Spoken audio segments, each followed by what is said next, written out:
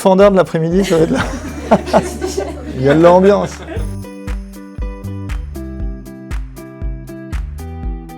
Je suis membre du comité de direction en tant que directeur du développement pour porter la stratégie de croissance de l'UMR avec l'ensemble des directions de l'UMR et les 20 collaborateurs de la direction du développement sont répartis en 4 pôles, pôle commercial, distribution, sur le portefeuille en propre et avec nos partenaires de distribution, le pôle offre PER, le pôle marketing et le pôle communication. Je suis aussi administrateur de Vive Solidaire, qui est une structure du groupe Vive pour promouvoir des actions de solidarité concrètes entre les collaborateurs et les élus autour de l'isolement social, du don du sang, collecte, etc.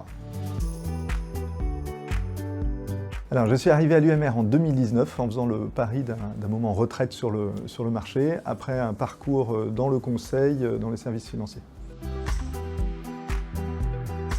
Donc, ce qui me motive le plus à l'UMR, c'est de construire et de développer. Illustration, c'est d'avoir retrouvé le chemin de la croissance en développant notre portefeuille en propre, portefeuille de plus de 300 000 adhérents, et en développant des partenariats de distribution sur tous les segments du marché.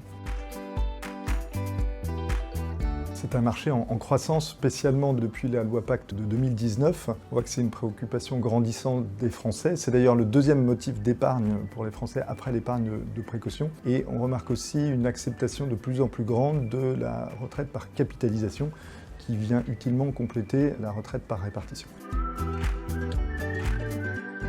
L'UMR a fait des choix stratégiques forts, notamment celui de devenir société à mission. L'une de nos ambitions est d'apporter l'épargne retraite au plus grand nombre, c'est-à-dire à tous les segments de population et donc de distributeurs.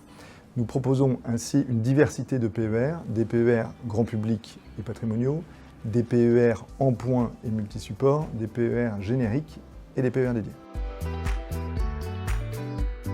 Alors, l'UMR se distingue face à la concurrence en proposant des PER dédiés, c'est-à-dire en étant capable de personnaliser un PER sur 3 points, personnaliser l'offre financière, donc intégrer la société de gestion d'un partenaire ou des UC particulières, de l'immobilier, du private equity, etc. Personnaliser les garanties et options du contrat et troisième axe, personnaliser les services digitaux. Alors, mon premier conseil, c'est de commencer au plus tôt.